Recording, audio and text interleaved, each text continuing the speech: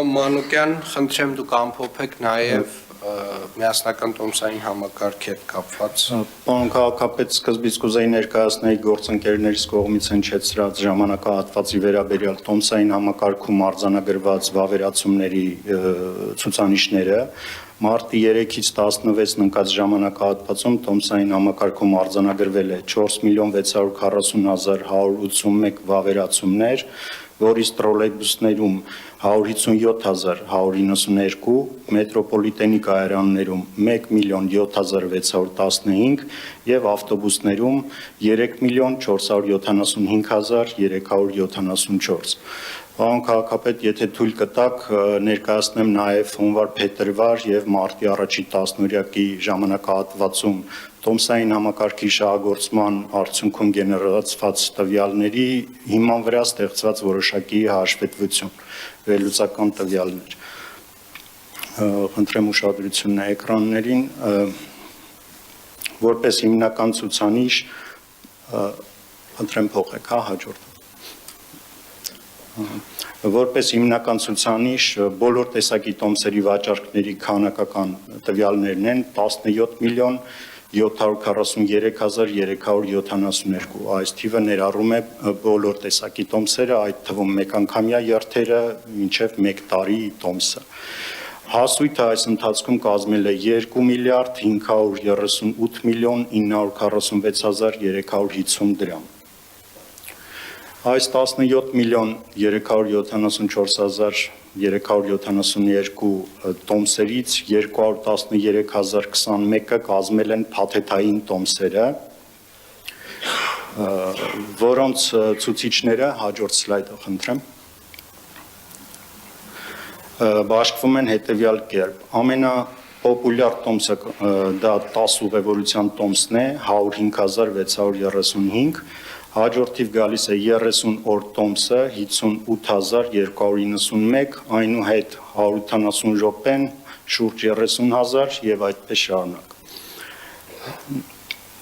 Խնդրեմ հաջորդ սլայդը։ Փաթեթային տոմսերի վաճառքները 213.021, որից 61.609 դա արտոնություններով տոմսերն են, կազմում է 29% ընդհանուր քանակի, և այս 61.609-ից 22%-ը կազմում են անվճար տոմսերը։ Խնդրեմ հաջորդ սլայդը։ Եվ 7%-ը զեղչով, իսկ հիմնականը կազմել է 71%-ը։ Արտոնություններով տոմսերի բաշխվածքը ըստ տեսակների հետևյալ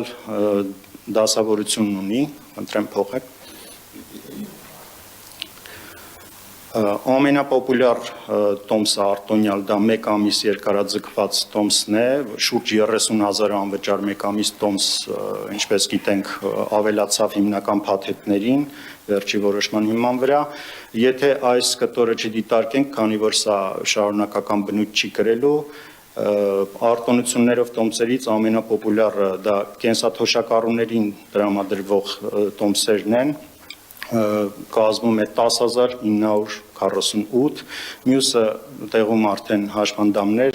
ուսանողներ, զոհվածի ընտանիք, բազմազավակ ծնող և այդպես շարունակ։ Հաջորդը, որ կուզեի ներկայացնել, դա տոմսերի վավերացումներն են, տոմսային համակարգում այս ժամանակահատվածի ընթացքում արձանագրվել է շուրջ 20 միլիոն վավերացումներ, իհարկե առաջի տեղում ավտոբուսներով շուրջ 15 միլիոն, այնուհետ մետրոպոլիտեն շուրջ 4 միլիոն և 754.000-ից ավել տրոլեյբուսներով։ Մյուսը, որ կուզեի ներկայացնել, վավերացումները ըստ օպերատորների տոկոսային ցուցանիշները, շուրջ 20%-ը ընդհանուր ուղևորափոխադրումների դա մետրոպոլիտենին է բաժին ընկնում, 4%-ը տրոլեյբուսներին և 76%-ը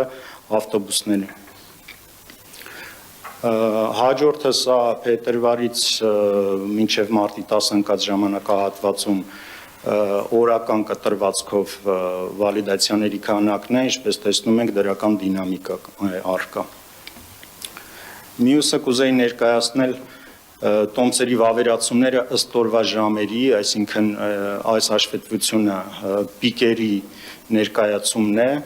առավել ակտիվ է 8-ից 8:30 ընկած հատվածը, որպես առավոտյան պիկ, եւ 6-ից 6:30 կամ 18:00-ից 18:30 ընկած հատվածը, այստեղ մենք տարանջատել ենք աշխատանքային օրեր եւ ոչ աշխատանքային օրեր, քանի որ գրաֆիկը տարբերվում էր եւ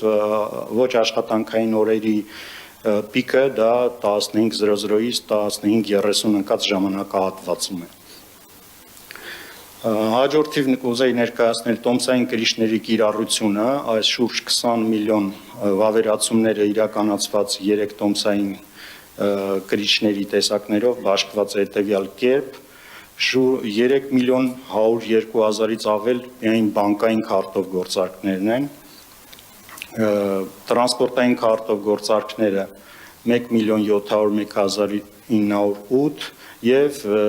QR կոդ կրիչով, որը եւ բջջային հավելվածի եւ թղթային QR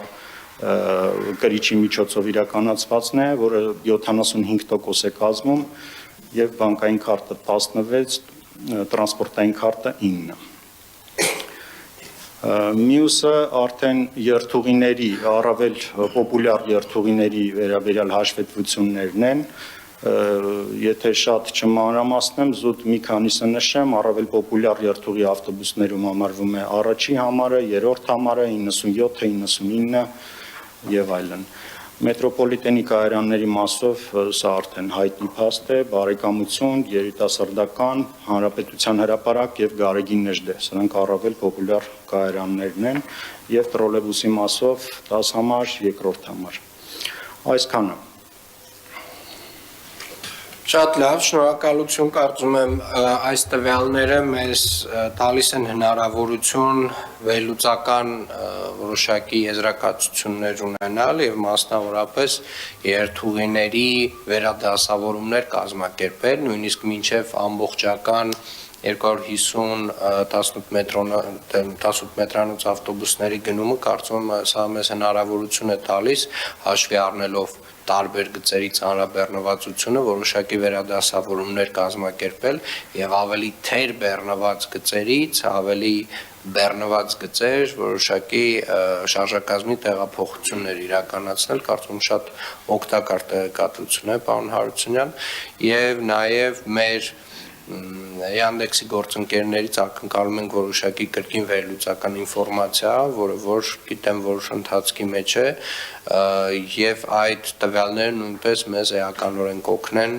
հենց այդ աշխատանքի համար։